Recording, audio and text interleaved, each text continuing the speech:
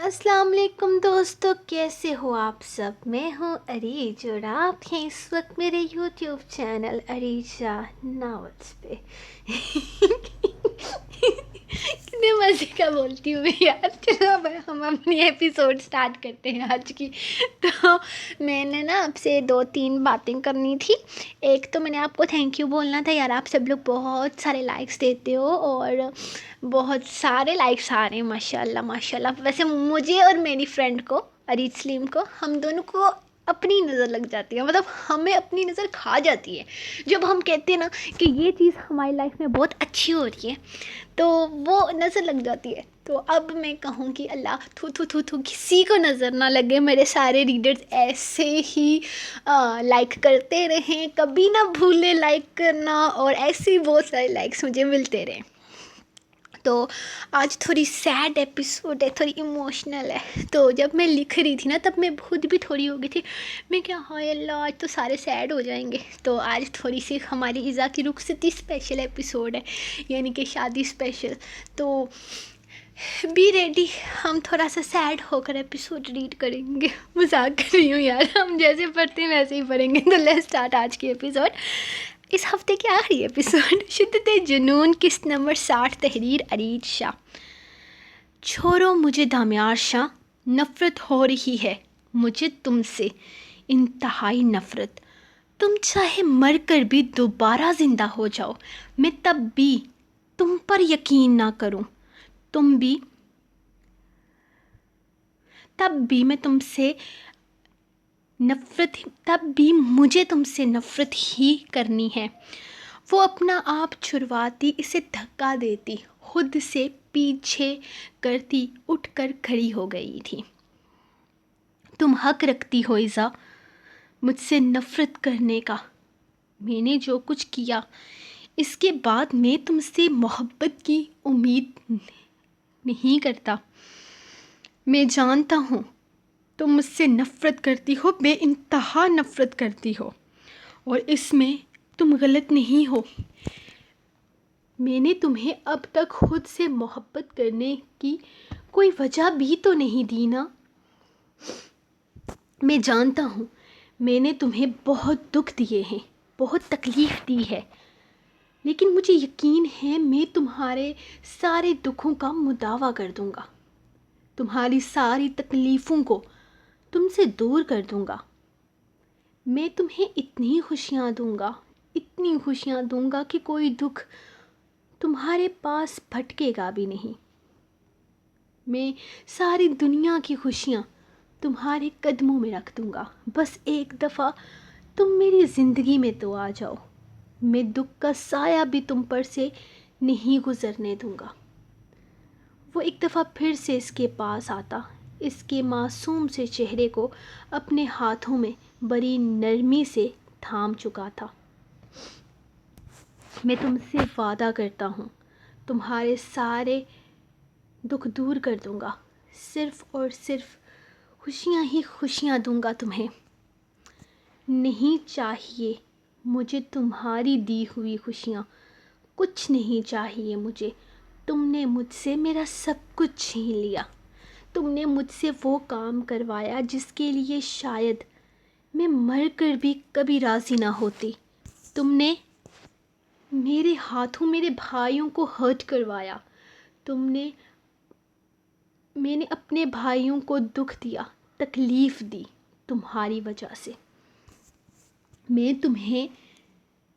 मैं कभी तुम्हें अपनी ज़ात से खुश नहीं होने दूंगी। याद रखना दामियार शाह, मैं तुमसे तुम्हारी सारी खुशियाँ छीन लूँगी। तुमने मुझे मेरे भाइयों की नज़रों में गिराया, तुमने मुझे मेरे भाइयों की आंखों के सामने बदकिरदार साबित किया। खुश तुम भी नहीं रहोगे। वो बेहद गुस्से से बोली थी, जबकि दामियार इसके गुस्से को समझते हुए बिल्कुल खामोश खड़ा था। इस वक्त वो इसे बिल्कुल भी परेशान नहीं कर रहा था। वो जानता था इस वक्त वो किस तरह की कैफियत का शिकार है, और आज इसकी जो हालत थी इसमें इसका अपना कसूर था।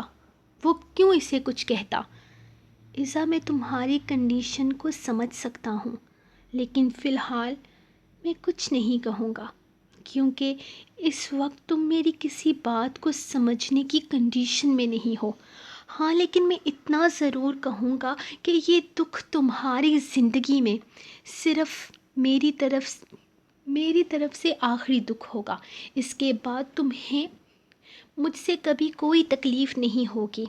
کل جب تم میری زندگی میں آؤ گی نا، تب تم اپنے سارے دکھ بھول جاؤ گی۔ ایک نئی زندگی کے ساتھ میں تمہیں اپنی زندگی میں ویلکم کروں گا۔ تمہیں دنیا کی ہر دکھ، ہر تکلیف سے دور لے جاؤں گا۔ میں اپنی ساری غلطیاں مانتا ہوں اور میں اپنی ایک ایک غلطی کا مداوع کروں گا۔ میں تمہیں یقین دلاتا ہوں۔ وہ ابھی بول ہی رہا تھا جب اچانک کمرے کا دروازہ کھول کر کوئی اندر داخل ہوا تھا۔ وہ ایک لمحے میں اس سے دور ہوتی دور جا رکی تھی، جبکہ اس نے غصے سے دروازے سے اندر داخل ہوتے شہیر کو دیکھا تھا۔ تم یہاں؟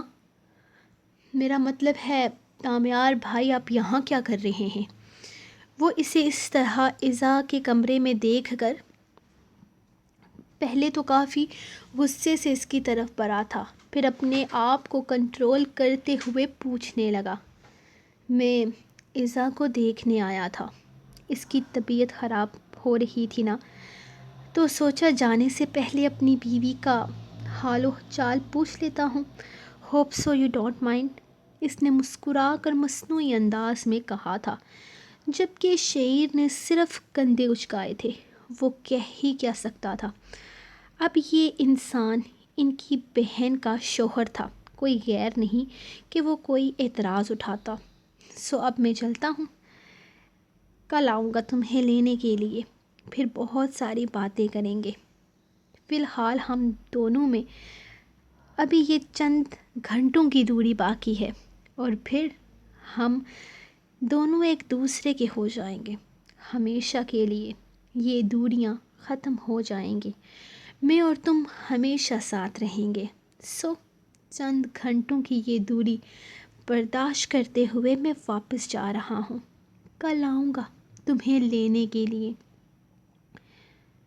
ہمیشہ کے لیے لینے کے لیے۔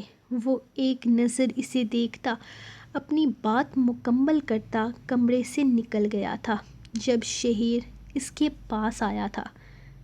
کیا ہوا تھا تمہیں؟ طبیعت کیسے خراب ہو گئی تھی؟ وہ اس کی طرف دیکھتے ہوئے پوچھنے لگا۔ بس وہ تھکاوٹ ہو گئی تھی، اب ٹھیک ہوں میں، وہ مسکرا کر بولی تھی۔ کتنے دنوں کے بعد اس کے بھائی نے اس سے بات کی تھی۔ اچھا تم آرام کرو، سو جاؤ، ویسے بھی کل رخصتی ہے، کل کا سارا دن ایک ہی جگہ بیٹھنا ہوگا تو وہ کافی مشکل ہو جائے گا، بہتر ہے تم ریسٹ کر لو۔ وہ اس کے سر پہ ہاتھ پھیرتا باہر نکل گیا تھا، جبکہ وہ کچھ بھی نہیں بولی تھی۔ اس کی آنکھوں میں چمکتے آنسو اس بات کے گواہ تھے کہ اپنی بہن کی رخصتی کو لے کر وہ بہت اداس تھا۔ زران، مجھے تم سے بات کرنی تھی۔ زران، مجھے تم سے بات کرنی ہے۔ وہ عبادت کو لے کر گھر جا رہا تھا جب بابا نے اس سے کہا، لیکن مجھے آپ سے کوئی بات نہیں کرنی۔ وہ اگنور کر چکا تھا، جبکہ سب لوگ جو وہاں موجود تھے اس کے اس انداز پر کچھ نہیں بولے تھے، کیونکہ یہ کوئی آج کی بات نہیں تھی، وہ ہمیشہ سے ایسے ہی کرتا رہا تھا۔ اس نے اپنی زندگی کا فیصلہ خود کیا تھا۔ بابا کو اعتراض تھا، بلکہ بہت اعتراض تھا۔ وہ ہرگز نہیں چاہتے تھے کہ زران کبھی بھی وکالت کا پیشہ اختیار کرے۔ وہ چاہتے تھے زران بھی اپنی ذہانت اور عقل مندی ان کے بزنس پر انویسٹ کرے، اور اس کے لیے انہوں نے اس کے انٹرنشپ کورس کو فیل کروا دیا تھا۔ وکیل کو بہت بڑی اماؤنٹ دے کر انہوں نے اس کی ساری محنت برباد کروا دی تھی۔ حالانکہ اپنے انٹرنشپ کورس کے دوران ہی لائسنس حاصل کر کے وہ 2 کیسوں پر بہت اچھے سے کام کر کے انہیں جیت بھی چکا تھا، لیکن پھر بھی جب اس کا رزلٹ آیا تب اسے صنعت میں صاف طور پر فیل ڈکلیئر کر دیا گیا تھا، جسے لے کر بعد میں اسے یہ پتہ چلا کہ یہ کام اس کے والد صاحب نے کروایا تھا۔ بس اس دن اس نے گھر چھوڑ دیا اور کہہ دیا کہ وہ اپنا آپ خود بنائے گا، اسے باپ کے نام کی ضرورت نہیں۔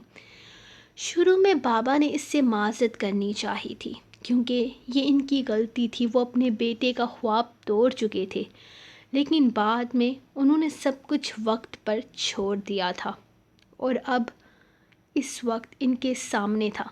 زران اس وقت پاکستان کے ٹاپ کے وکیلوں میں سے ایک تھا، اس کا بول بالا تھا، ہر طرف اس کا نام گونجتا تھا۔ ان کے بزنس کو نہ سنبھال کر بھی وہ اپنا ایک بہت بڑا نام بنا چکا تھا۔ اب اسے واقعی اپنے باپ کے نام کی ضرورت نہیں تھی، لیکن اتنا سب کچھ حاصل کرنے کے بعد بھی وہ اپنے باپ کی گئی غلطیوں کو بھولا نہیں تھا۔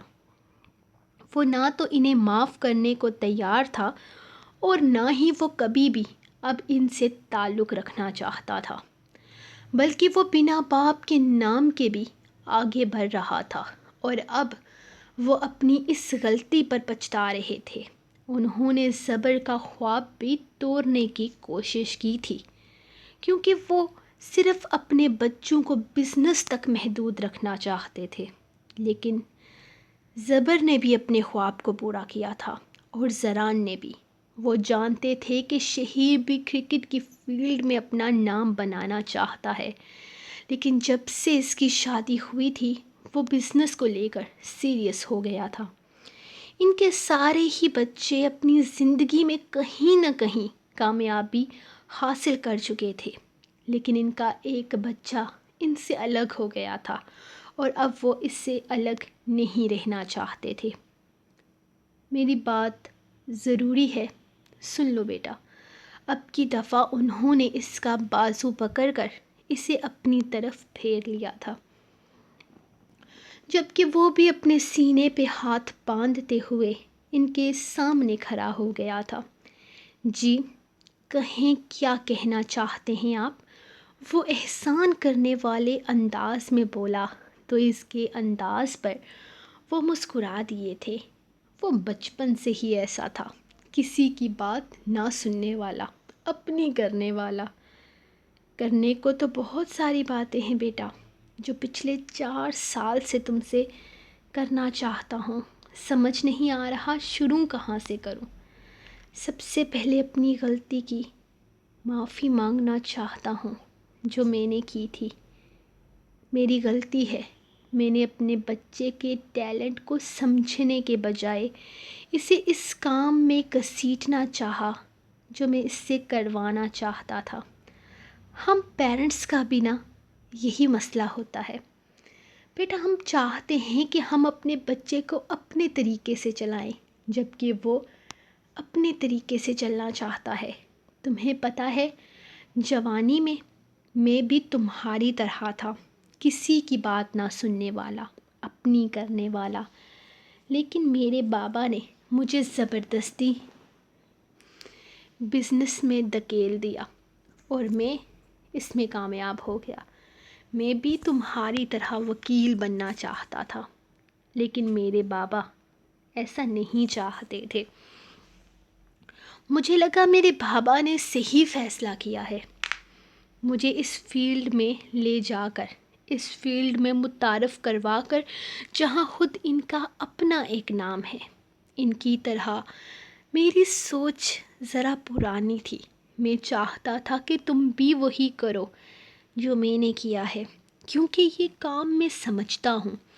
اگر تم کامیاب نہ ہو سکے تو میں تمہیں حوصلہ دوں گا، سہارا دوں گا، آگے بڑھنے کے لیے راستہ دوں گا، لیکن شاید میں بھول گیا تھا کہ میرا بیٹا زران مجھ سے زیادہ قابل ہے اور میری طرح ناکام نہیں ہوگا، کہیں گرے گا نہیں۔ وہ اپنے خوابوں کو پورا کر سکتا ہے۔ میں نے بہت غلطیاں کی ہیں زران، لیکن اب میں اپنی غلطیوں کو مانتا ہوں۔ مجھ سے غلطی ہو گئی، مجھے معاف کر دو۔ میں نے تمہارے خوابوں کو سمجھنے کے بجائے تم پر اپنا فیصلہ تھوپنا چاہا۔ مجھے میرا بیٹا واپس کر دو۔ بیٹا وہ اس کے سامنے ہاتھ جوڑنے ہی لگے تھے کہ زران نے ان کے ہاتھ تھام لیے۔ بابا آپ کیا کر رہے ہیں؟ ایسے تو شرمندہ نہ کریں۔ ایک چھوٹا سا سوری بولنے کے لیے اتنا ٹائم لگا دیا آپ نے۔ وہ ناراضگی سے بولا تو سب لوگ مسکرا دیے۔ اور ایک چھوٹا سا سوری سننے کے لیے 4 سال تم نے اس گھر کے دروازے کو نہیں پار کیا۔ وہ اس کے چہرے پر ہلکی سی چماٹ لگاتے ہوئے بولے تو وہ کہکا لگا کر ہنسا تھا۔ میں بس چاہتا تھا کہ آپ میری کامیابی دیکھیں اور آپ کو سمجھ میں آئے کہ آپ مجھے بزنس مین بنا کر صرف پاکستان سے ایک بہت اچھے وکیل کو چھین رہے تھے۔ وہ ہنستے ہوئے ان کے گلے لگا تو سب کو جیسے سکون ملا تھا۔ 4 سال کی بے چینی لمحے میں ختم ہوئی تھی۔ چلے عبادت، بہت لیٹ ہو رہا ہے، وہ خوشگوار لہجے میں عبادت سے بولا۔ اب کہاں جا رہے ہو؟ کہیں جانے کی ضرورت نہیں ہے، یہیں رہو اسی گھر میں، بابا نے اسے دیکھتے ہوئے کہا۔ ارے نہیں بابا، بہت سیٹ اپ کیا ہوا ہے، گھر چھوڑنا افورڈ نہیں کر سکتا۔ اب اتنی محنت سے گھر بنایا ہے، وہاں رہنا تو ہے ہی نا، اس نے آنکھ دبا کر کہا تو بابا مسکرا دیے۔ ہاں لیکن ایزا کی شادی کے بعد فی الحال تم کہیں نہیں جا رہے ہو، چلو اپنے کمرے میں جاؤ۔ ویسے تمہارا کمرہ تمہارے جانے کے بعد بھی آزاد رہا ہے، آباد رہا ہے۔ ہماری ایزو اکثر وہاں سوئی ہوئی پائی جاتی تھی۔ بابا نے جیسے بہت پتے کی بات بتائی تھی جب اچانک ان کی آنکھیں بھر آئی۔ لیکن اب میری بچی چلی جائے گی، شاید یہاں ہنستی کھیلتی کسی کو نظر نہیں آئے گی۔ بابا اس طرح اداس مت ہوں، ہماری ایزو کے لیے دعا کریں تاکہ وہ اگلے گھر کو بھی ایسے ہی ہنستے کھیلتے آباد کر سکے۔ عبادت ان کے پاس آتے ہوئے بولی تو انہوں نے اس کے سر پر ہاتھ رکھتے ہوئے اپنے آنسو صاف کیے تھے۔ بیٹی کو رخصت کرنے سے زیادہ شاید ایک باپ کے لیے اور کوئی کام مشکل نہیں ہوتا۔ شکر ہے آج کی رات ہم گھر پر ہی رکیں گے۔ میں تو جا رہی ہوں ایزو کے پاس، اس کی آج اس گھر میں آخری رات ہے، کل وہ چلی جائے گی۔ وہ اسے چائے کا کپ پکڑاتے ہوئے کہہ رہی تھی۔ آرام سے بیٹھ جاؤ، یہیں کہیں نہیں جا رہی ہو تم، اور ویسے بھی تمہاری اس کمرے میں آج پہلی رات ہے جسے ہم یادگار بنائیں گے۔ زران اس کے بازو کو پکڑ کر اس کے گرد اپنی باہوں کا حصار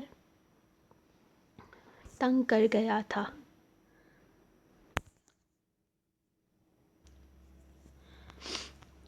نہیں نا زران، ایسا تو کہیں نہیں ہوتا، روم میں کچھ بھی یادگار کرنے کی ضرورت نہیں ہے۔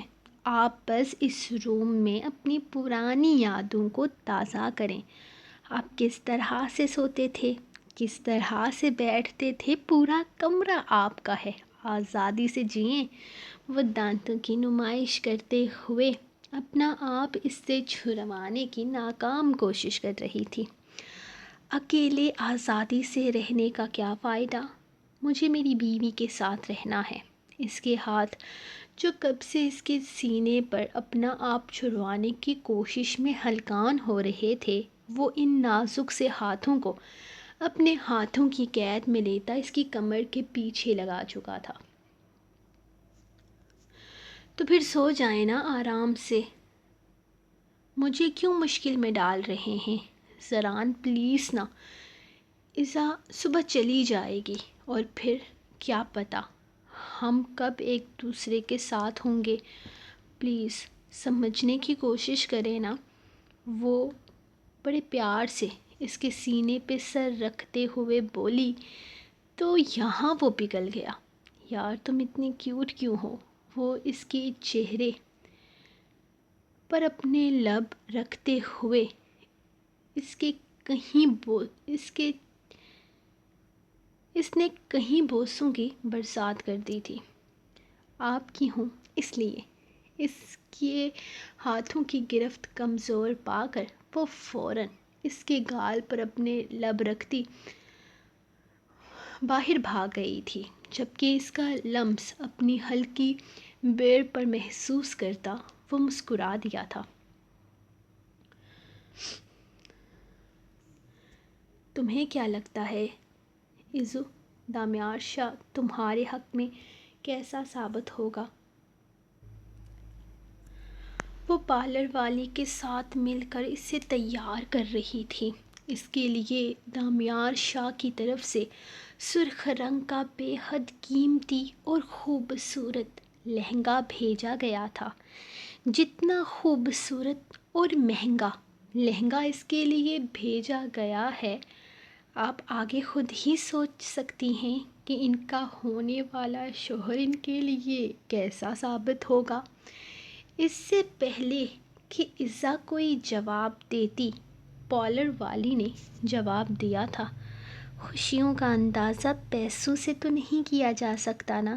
میں ایزا سے یہ پوچھ رہی ہوں کہ کیا دامیار شاہ اسے خوش رکھ پائے گا، یا تم دامیار شاہ کے ساتھ خوش رہ پاؤ گی. وہ پارلر والی کو جواب دیتی اس کی طرف متوجہ تھی تو وہ مسکرا دی. یار پیسے سے دنیا کی ہر شے خریدی جا سکتی ہے، اور جس کے پاس اتنا پیسہ ہو اسے پریشان ہونے کی کیا ضرورت ہے. ویسے بھی میں سوچ رہی ہوں کہ میں دامیار کے ساتھ ورلڈ ٹور پر جاؤں گی اور پھر پوری دنیا کو دیکھوں گی. تم کیا کہتی ہو، ساتھ چلیں؟ اس نے اس کا ہاتھ تھامتے ہوئے خوشی سے کہا تھا. ایزو، تم سب کے سامنے خوش ہونے کے ڈرامے کر سکتی ہو، میرے سامنے نہیں. تمہاری آنکھوں میں اس شخص کے لیے کسی طرح کی کوئی فیلنگز نظر نہیں آتی.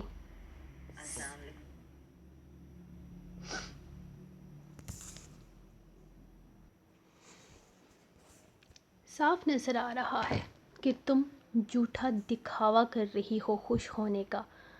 میں نہیں جانتی تم ایسا کیوں کر رہی ہو، لیکن تم خوش نظر نہیں آ رہی ہو. کچھ ایسا ہے جو تم ہم سب سے چھپا رہی ہو. پارلر والی ہاتھ دھونے واش روم میں گئی تو وہ جیسے اس کی چوری پکڑتے ہوئے بولی. ہیں، یہ تم کیا کہہ رہی ہو عبادت؟ دماغ تو خراب نہیں ہو گیا؟ وہ تو سب گھر والوں کو چھوڑ کر جانے کا دکھ تو ہوتا ہی ہے نا.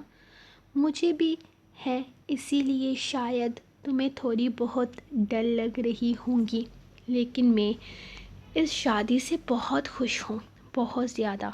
جو انسان مجھے میری زندگی میں چاہیے تھا وہ مل رہا ہے، تو بھلا مجھے کسی چیز کا دکھ کیوں ہوگا. تم تو میری آنکھوں میں دیکھ کر میری خوشی پہچان لیتی ہو نا. تو تم اس دفعہ میری آنکھوں سے میری خوشی کا اندازہ کیوں نہیں لگا پا رہی ہو؟ وہ مسکراتے ہوئے اس کے گال پر چٹکی کاٹتی ہوئی بولی، جبکہ عبادت سر جھٹک گئی تھی. جھوٹ بول رہی ہو تم، دکھاوا کر رہی ہو. کچھ بھی حقیقت نہیں ہے ایزا، اور میں تمہاری آنکھوں میں دیکھ کر حقیقت پر لیتی ہوں. اس آئینے میں دیکھو، خود کو یقین دلاؤ کہ تم خوش ہو. وہ اپنی بات مکمل کرتی کمرے سے نکل گئی تھی تو ایزا نے ایک چور نگاہ سامنے آدم دراز آئینے پر ڈالی تھی. ہاں وہ خوش نہیں تھی، اس کے چہرے پر خوشی تھی، لیکن اس کی آنکھوں میں دکھ چھپا تھا، اور عبادت نے اس کے دکھ کو پہچان لیا تھا، لیکن اس نے عبادت کو غلط ثابت کرنا تھا۔ اس نے اپنی دوست پر یہ ثابت کرنا تھا کہ وہ اس شادی سے خوش ہے۔ دلہن کے سرخ لباس میں وہ بے حد حسین لگ رہی تھی۔ وہ آئینے کے سامنے کھڑی خود کو دیکھ رہی تھی۔ ابھی تھوڑی دیر پہلے پارلر والی اسے تیار کر کے جا چکی تھی۔ جب امی کمرے میں داخل ہوئی، انہیں اپنے کمرے میں دیکھ کر وہ اٹھ کھڑی ہوئی تھی۔ وہ اس کے پاس آتے ہوئے اس کے حسین روپ کو دیکھنے لگی۔ وہ کتنی حسین لگ رہی تھی اس دلہن کے لباس میں۔ کل تک ان کی معصوم چھوٹی سی بچی آج دلہن کے روپ میں ان کے سامنے کھڑی تھی۔ کیسی لگ رہی ہوں میں؟ ان کی آنکھوں میں نمی چمکتے دیکھ اس نے مسکرا کر پوچھا، تو انہوں نے آنسوؤں کو سمیٹ کر اسے نظر سے بچانے کا ٹیکا لگایا تھا۔ بالکل پری لگ رہی ہو، بہت پیاری، وہ اسے اپنے سینے سے لگاتے ہوئے بولی، تو عزا کا دل چاہا کہ وہ پھوٹ پھوٹ کر رو دے۔ رونا مت، ایک بھی آنسو مت بہانا، ابھی رخصتی میں وقت باقی ہے۔ اس کے ماتھے کو چومتے ہوئے انہوں نے اسے حوصلہ دیا تھا۔ جب تھوڑی دیر بعد چاچی بھی کمرے میں داخل ہوئی۔ ان کی اپنی کوئی اولاد نہیں تھی، یہی پانچوں ان کے لیے ان کی اولاد جیسے تھے۔ انہوں نے کبھی ان میں کوئی فرق نہیں کیا تھا۔ وہ انہیں بہت چاہتی تھی۔ اللہ نے انہیں اپنی اولاد نہیں دی تھی، لیکن وہ ان کے لیے ان کے اپنے ہی بچے تھے۔ اور آج عزا کے جانے کے دکھ میں وہ بھی بہت اداس تھی۔ صبح سے انہیں موقع ہی نہیں مل رہا تھا اس کے پاس آنے کا۔ اب جا کر مہمانوں سے جان چھڑا کر وہ یہاں آئی تھی، اپنی عزا کو دلہن کے روپ میں دیکھنے کے لیے۔ ماشاء اللہ بھابھی کتنی حسین لگ رہی ہے ہماری عزا۔ میں نہ کہتی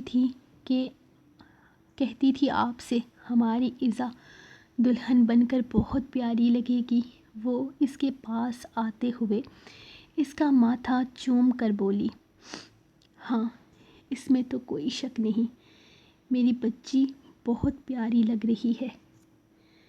اللہ پاک اس کے نصیب بھی یوں ہی پیارے کرے، ہمیشہ ہنستی مسکراتی رہے میری بچی۔ وہ اس کا ماتھا چومتے ہوئے بولی، امی نیچے چلیے، بارات آ گئی ہے۔ وہ بھی اس کے پاس کھڑی اس سے باتیں کر رہی تھی جب عروش نے آ کر بتایا۔ امی صرف ہاں میں سر ہلا گئی تھی۔ ایک نظر انہوں نے اسے دیکھا تھا، آج ان کی بچی ان سے دور جانے والی تھی۔ اس کا ماتھا چومتے ہوئے وہ کمرے سے نکل گئی تھی۔ وہ اس سے خفا تھی، اتنے دنوں تک اس سے خفا رہی تھی، لیکن آج ان کا ضبط جواب دے گیا تھا۔ جس طرح اس نے اپنے بھائیوں کا دل دکھایا تھا اور ان کی مرضی کے خلاف جا کر دامیار شاہ سے شادی کرنے کا فیصلہ کیا تھا، اس چیز نے انہیں بہت ہرٹ کیا تھا، لیکن آج وہ اس کے پاس آ گئی تھی اور اب شاید وہ اس سے دور جانے والی تھی، بہت دور۔ چھوٹی چھوٹی بہت ساری رسمیں ادا کر دی گئی تھی۔ دامیار تو ان ساری رسموں کو ٹھیک سے سمجھ نہیں پا رہا تھا، کچھ سمجھ ہی نہیں آ رہا تھا اسے ان رسموں کو کس طرح سے ہینڈل کرنا ہے۔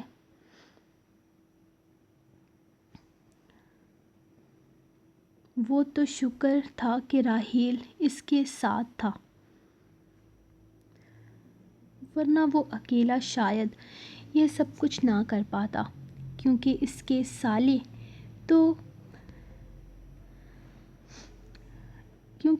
سالے تو اس سے کوسوں دور کھڑے تھے، شاید اسے منہ نہیں لگانا چاہتے تھے۔ خیر، اسے ان سالوں سے کوئی مطلب نہ تھا، اسے تو صرف اور صرف اپنی منکوحہ کو یہاں سے لے کر جانا تھا۔ دامیار بھائی جیبیں بھر کر لائے ہیں نا؟ آپ کی سالی آپ سے بہت پیسے لوٹنے والی ہے، نمرا نے اس کی طرف دیکھتے ہوئے کہا تھا۔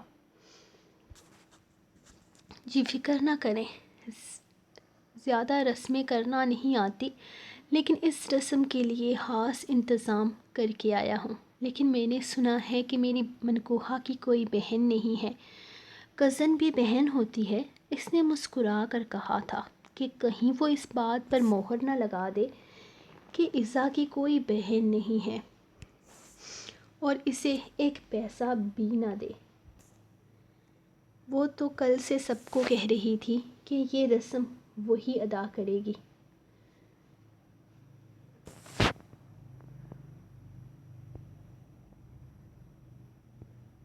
کیونکہ عزا کی کزن وہ ہے تو اس کی بہن ہونے کی ساری ذمہ داری اسی کے سر ہے۔ جب باتوں ہی باتوں میں زہرش نے کہہ دیا کہ عزا کی بہن ہونے کا فرض عبادت کو نبھانا چاہیے، لیکن اس نے فوراً انکار کر دیا کہ وہ بہن ہونے کے ساتھ ساتھ بھابھی بھی ہے، تو وہ صرف بھابھی ہی بن کر رہے تو زیادہ بہتر ہے۔ جس پر عبادت نے بھی کوئی رسم کرنے سے انکار کر دیا تھا، اور ویسے بھی عبادت کا کسی بھی لڑکے سے مخاطب ہونا زران کو کچھ خاص پسند نہیں تھا، اور دامیار شاہ جیسے بندے سے تو ہرگز نہیں، سو اسے اس رسم میں کوئی خاص انٹرسٹ نہیں تھا۔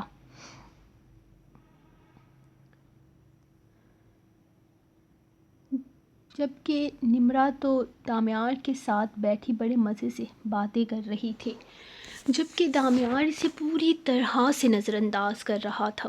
اس کی نگاہیں تو بار بار اوپر کی طرف جا رہی تھی، جہاں پر وہ چاروں ایک دفعہ پھر سے اسے نیچے لا رہی تھی۔ سرخ بھاری لہنگا اور اس کے اوپر گھونگھٹ، اسے وہ چاروں مل کر آہستہ آہستہ نیچے اتار رہی تھی۔ جب وہ اٹھ کر کھڑا ہو گیا، وہ اسٹیج کے پاس پہنچی تو وہ فوراً ہی اسٹیج سے نیچے اترا تھا اور آہستہ سے اس کا لہنگا نیچے سے پکڑ کر اوپر کرتا، اس کے ساتھ ہی اوپر والی سیڑھی پر پیر رکھتا، اس کے ساتھ ہی اسٹیج پر آیا تھا۔ نو دامیار بھائی، چیٹنگ نہیں کر سکتے آپ، دلہن کے ساتھ نہیں بیٹھ سکتے۔ ابھی وہ بول ہی رہی تھی جب پیچھے کھڑے لڑکے نے نوٹوں کی گڈی اس کی طرف بڑھا دی تھی۔ یہ آپ کی رسم کی رقم، وہ بول کر عزا کے لیے جگہ بناتا خود بھی اس کے ساتھ بیٹھ گیا تھا۔ عبادت، یہ آپ کے لیے گفٹ۔ اس نے ایک ویلوٹ کی ڈبی اس کی طرف بڑھائی تھی جس میں یقیناً کوئی بریسلٹ وغیرہ تھا۔ میرے لیے کیوں؟ وہ حیرانگی کا شکار تھی، کیونکہ میری نظر میں عزا کی بہن صرف آپ ہیں۔ میں صرف آپ کے لیے ہی گفٹ لے کر آیا تھا، مجھے نہیں پتا تھا کہ اس کی کوئی کزن وغیرہ بھی آئی ہوئی ہے۔ وہ اس کی بہن اور اس کی بہن ہیں، آپ کو اسی کو دینا چاہیے۔ ان کے لیے رقم دے دی ہے میں نے، ڈونٹ وری، ان کا حق بھی نہیں مارا میں نے، یہ گفٹ میں آپ ہی کی نیت سے لایا تھا۔ اس نے مسکرا کر جیسے بات ختم کر دی تھی، جبکہ نمرا کو اپنے ہاتھ میں موجود رقم کم محسوس ہونے لگی تھی۔ تھوڑی دیر پہلے جسے دیکھ کر اس کا منہ کھل گیا تھا۔ چھوٹی چھوٹی رسمیں چل رہی تھی۔ کافی دیر تک اسے بیٹھنا پڑ گیا تھا، جبکہ وہ اپنی دلہن کا چہرہ دیکھنے کے لیے بےتاب تھا، جسے اتنا لمبا گھونگھٹ ڈال دیا گیا تھا۔ اس کا دل عجیب سے انداز میں دھڑک رہا تھا۔ ایک خوف سا تھا اندر کہ کہیں کچھ غلط نہ ہو جائے، کہیں اس کی ایزا اس سے دور نہ ہو جائے، یہ رسم ختم ہو جلدی سے جلدی، وہ اپنی ایزا کو لے جائے۔ کتنی ہی چیزیں اس کے ذہن میں چل رہی تھی، لیکن یہ رسمیں تو جیسے اس کا امتحان لے رہی تھی، جو ختم ہونے کا نام ہی نہیں لے رہی تھی۔ لیکن اس نے نوٹ کیا تھا، اس کا کوئی بھائی اس کے پاس نہیں آیا تھا۔ ان لوگوں نے کوئی رسم نہیں کی تھی، بس دور ہی کھڑے دیکھتے رہے تھے۔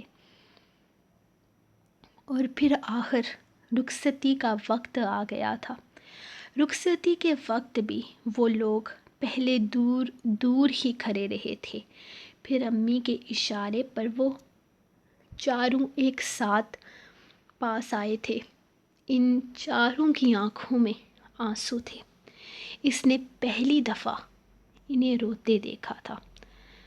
دامیار نے کسی طرح کا کوئی جہیز نہ دینے کے لیے کہا تھا، لیکن پھر بھی ان لوگوں نے جہیز کی جگہ اپنی بہن کے بینک اکاؤنٹ میں ایک بڑی رقم دی تھی، جو آگے اس کے کبھی بھی کام آ سکتی تھی۔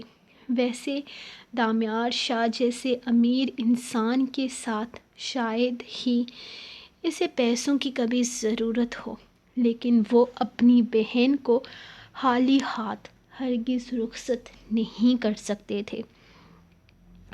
شہیر اور زبر بہت روئے تھے، اسے اپنے سینے سے لگا کر، جبکہ زران اپنے آنسوؤں کو کنٹرول کرنے کی کوشش کر رہا تھا۔ جبکہ ان تینوں سے مل کر وہ بارق کی طرف آئی تھی، جو بالکل خاموش کھڑا تھا، لیکن اس کے لیے اس نے اپنی باہیں نہیں کھولی تھی۔ شاید وہ اب تک اس سے خفا تھا۔ اس کے سینے سے لگنے کے بجائے وہ اس کے پیروں میں بیٹھ گئی تھی، تو جیسے وہاں کمرے میں موجود سب لوگ تڑپ اٹھے تھے۔ وہاں اس کمرے میں اپنوں کے علاوہ کوئی نہیں تھا۔ دامیار بھی کمرے کے دروازے پر کھڑا تھا۔ اسے اس طرح بارق کے قدموں میں بیٹھے دیکھ کر وہ بھی پریشان ہو گیا تھا۔ بھائی، پلیز مجھے معاف کر دیجیے۔ میں جانتی ہوں میں نے آپ کا دل دکھایا ہے، آپ کا غرور توڑا ہے، آپ کے مان کو ریزہ ریزہ کر دیا ہے،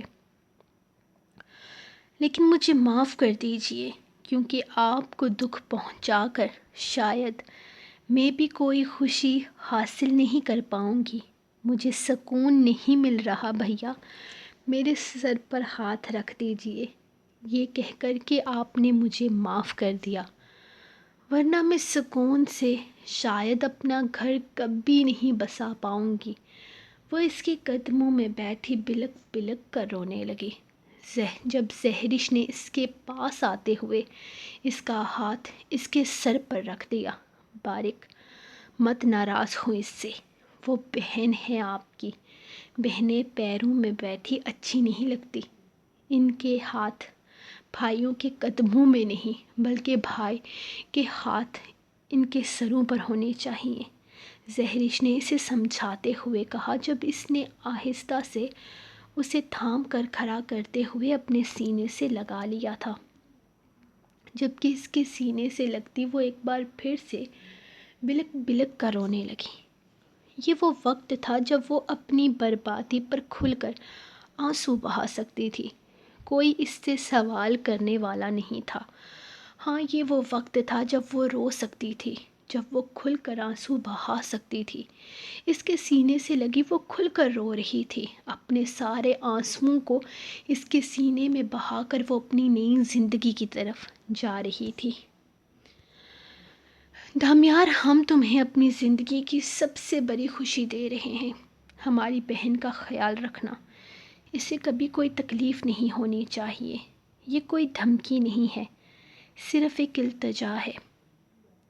ہم اسے تمہارے حوالے کر رہے ہیں۔ تم ہمیں نا امید مت کرنا۔ اسے ہمیشہ خوش رکھنا۔ وہ اسے اپنے ساتھ لگائے دامیار سے کہہ رہا تھا، جبکہ دامیار جواب میں کچھ نہیں بولا تھا۔ اور پھر آخر وہ بہن ان چاروں بھائیوں کو روتے چھوڑ کر اپنا گھر بسانے جا چکی تھی، ایک نئی زندگی کی شروعات کرنے جا چکی تھی۔ سو گائز، ہماری سیڈ سی ایپیسوڈ کی اینڈنگ ہو گئی، ویری ایموشنل۔ یار میں پتہ ہے کیا کہتی ہوں، میں کہتی ہوں شادی کے ٹائم پر نا یہ رخصتی والا سین آیا ہی نہ کرے یار۔ ایک تو لکھتے ہوئے اتنی وہ فیل ہوتی ہے نا رخصتی میں پتہ کیا کرتی ہوں، جب ہمارے خاندان میں کوئی شادی ہوتی ہے نا، ابھی ہماری کزن کی شادی ہوئی ہے، تو اتنی وہ فیلنگ مطلب ماحول سیڈ سا بن جاتا ہے نا، میں کمرے سے نکل جاتی ہوں۔ میں کہا مینوں نہیں ملنا دلہن نال، میں بغیر ملے ہی ٹھیک ہوں، واپس آئے گی تو میں مل لوں گی، لیکن مجھے اتنا وہ سیڈ فیل ہوتا ہے۔ آپ لوگ بتائیے گا آپ لوگوں کو کیسا لگتا ہے جب دلہن رخصت ہوتی ہے۔ ویسے میں نے یہ سین کبھی بھی نہیں لکھا کسی ناول میں، رخصتی کو میں نے اتنا مکمل سین نہیں لکھا، اس ناول میں پہلی دفعہ لکھا ہے، اور میں پہلی دفعہ ایموشنل ہو گیا۔ مجھے پوری شادی اچھی لگتی ہے، بس یہ لاسٹ رخصتی نہ ہو کرے۔